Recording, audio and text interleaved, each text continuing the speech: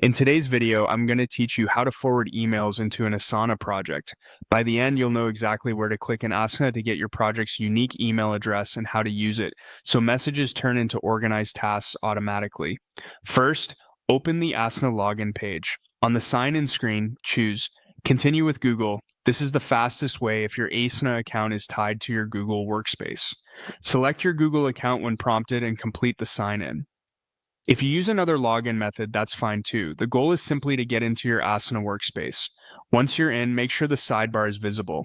If you don't see your list of projects on the left, click the sidebar toggle in the upper left corner to expand it. This panel is where you'll find all your teams and projects.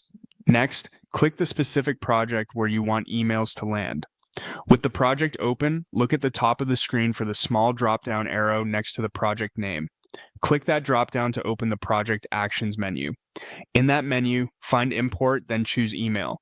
This opens a panel that shows a unique email address for this project. It's essentially a secure inbox for creating tasks by email.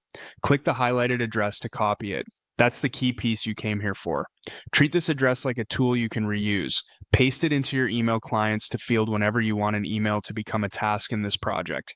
You can forward existing messages or compose a new one directly to that address. Here's how Asana interprets what you send. The email subject becomes the task title, so write it clearly and actionably, like Review Q2 Budget Draft. The body of the email becomes the task description, which means any context, bullets, or links you include will show up right in the task.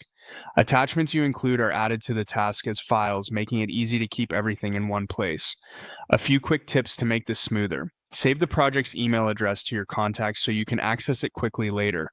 Trim large email signatures or long threads before forwarding to keep task descriptions focused.